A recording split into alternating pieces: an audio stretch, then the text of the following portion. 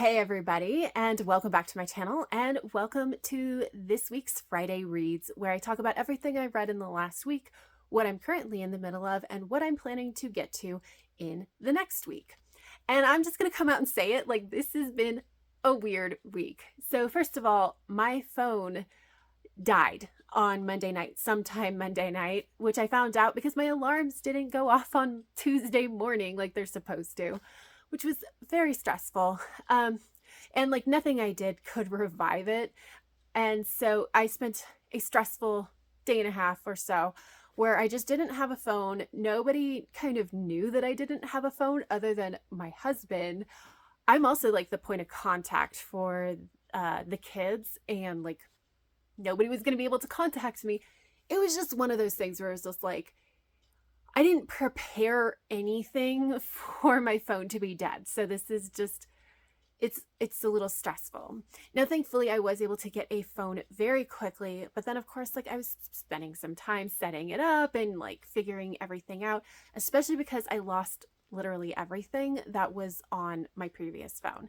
Now, thankfully, like it was mostly just like contacts that I don't have now that's like really bothering me, but like a lot of the stuff, I don't keep a ton of stuff on my phone, and most everything else was backed up. So it's not terrible, but it was like, okay, how do I get my contacts? Because it's not like I can just text them and be like, who are you? Because I just don't have anything.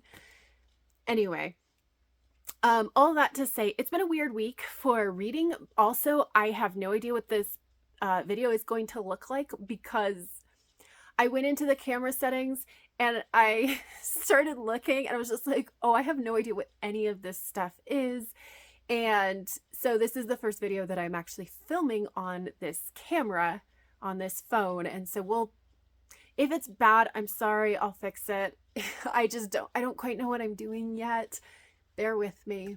But also just like there was a lot of stress and just general like not reading. So I do have some things to talk about, most of which I finished in February, like on Sunday timeframe. But that's kind of why I didn't finish anything else, is because like there were other things going on in my life. But let's jump into what I actually did finish. So first off, Not Your Sidekick by C.B. Lee. This is a YA superhero novel. It is also science fiction. It's set in the future.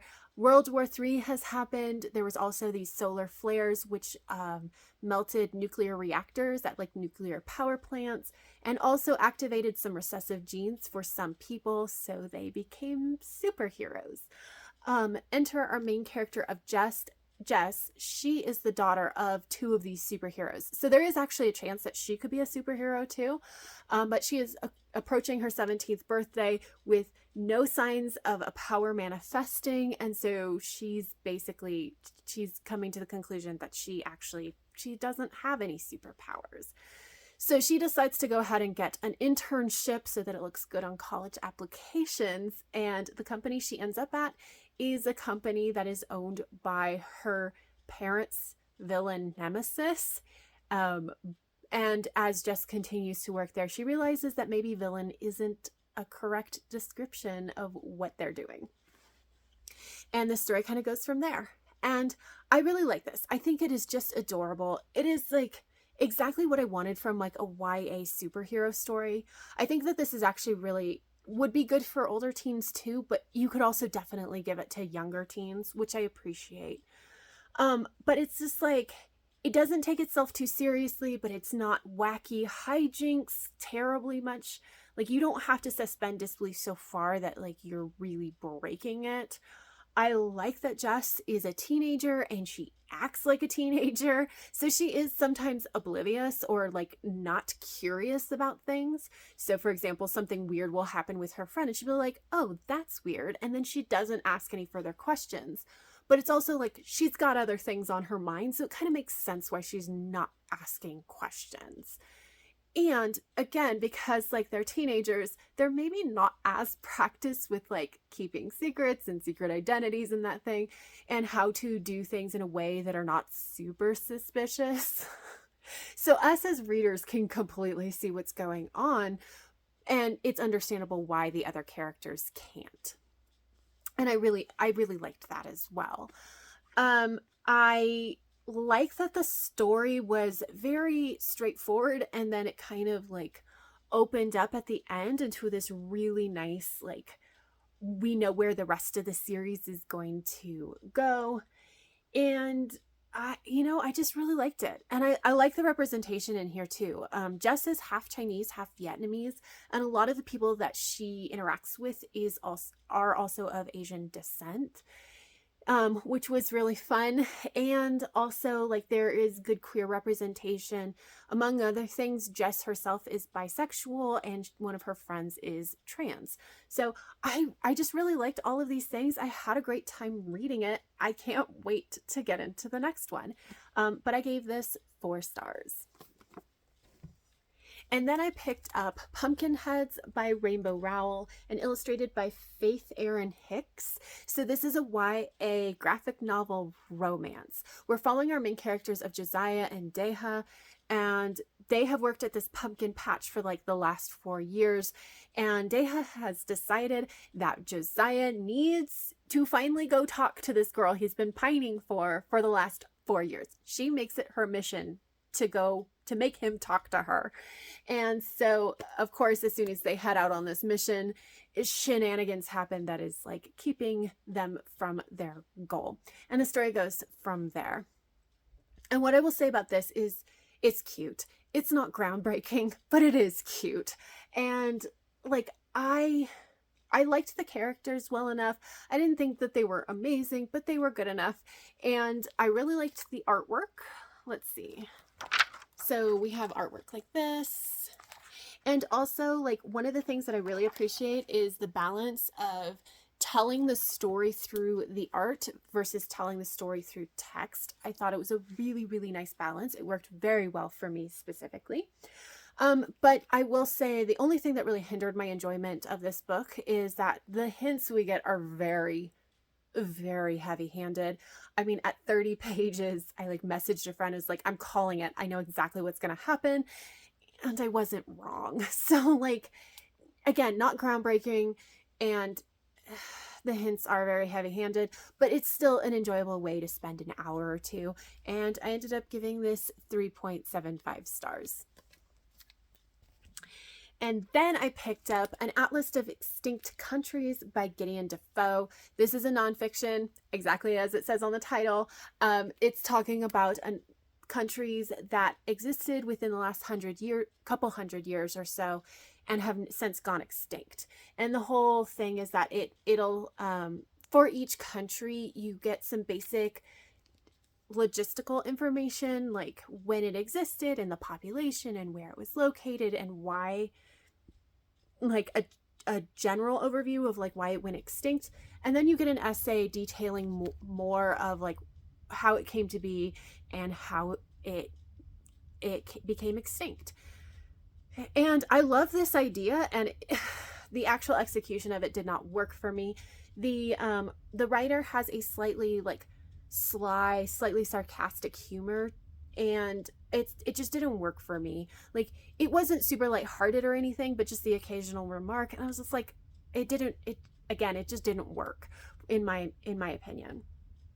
And then there were not a lot, but there were some footnotes. And my thing about footnotes is that it's very disruptive to the reading experience. So if you're going to do footnotes, it needs to be for a reason. It needs to add context, but in a way like that you can't easily add it into the main body of what you're writing. And the footnotes that I read in the one country essay that I read, I was just like, this could have been in the main body of this. We didn't actually need the footnote, and it was disruptive. So I decided that between the writing style and the footnotes, I probably wasn't going to enjoy reading this book. So I just DNF'd it at page 25 or so. If you go in knowing that that's what you're getting, though, I think it'll work better. And like I said, it is an interesting topic, but just the execution didn't work for me. So those are the 3 books that I read.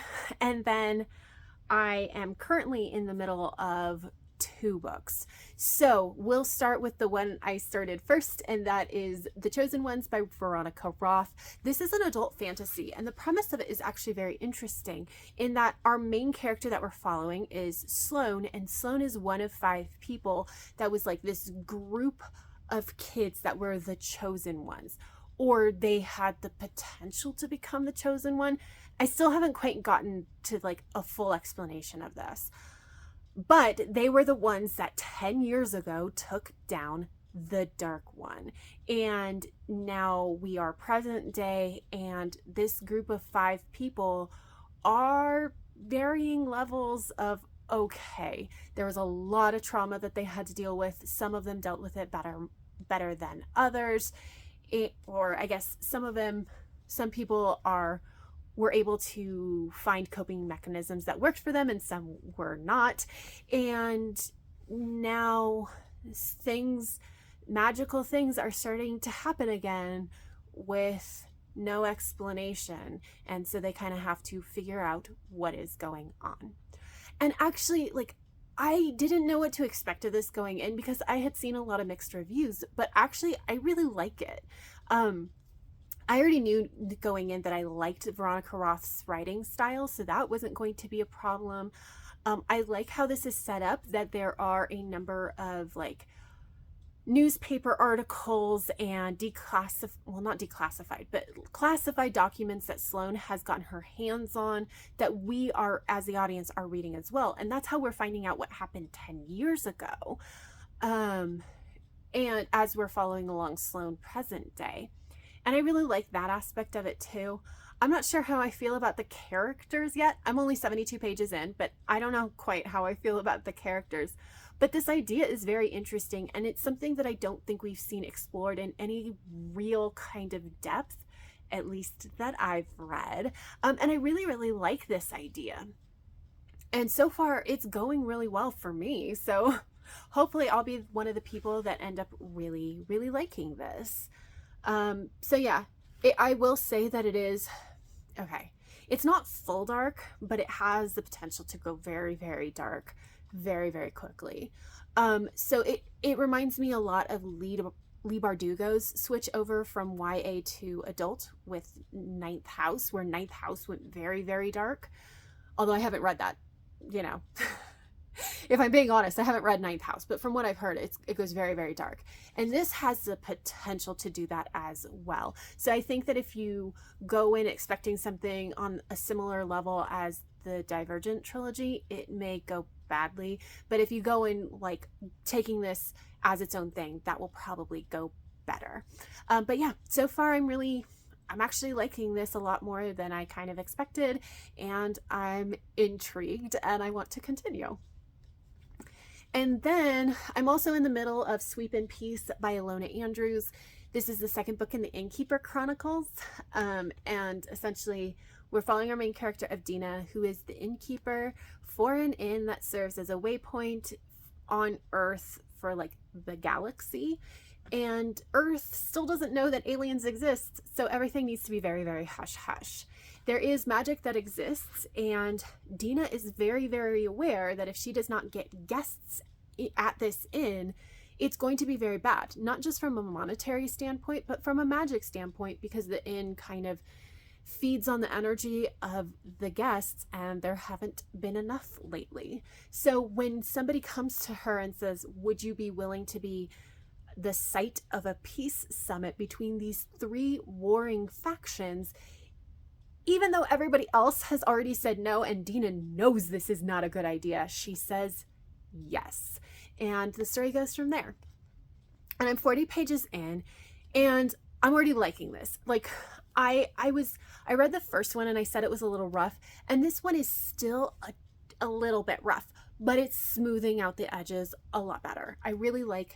I think that the writing style, for the most part, is just generally a lot smoother. The world building and how it's introduced is a little bit smoother. Like, the characters are a little hit or miss with how, like, it's kind of info dumpy, like, introduction.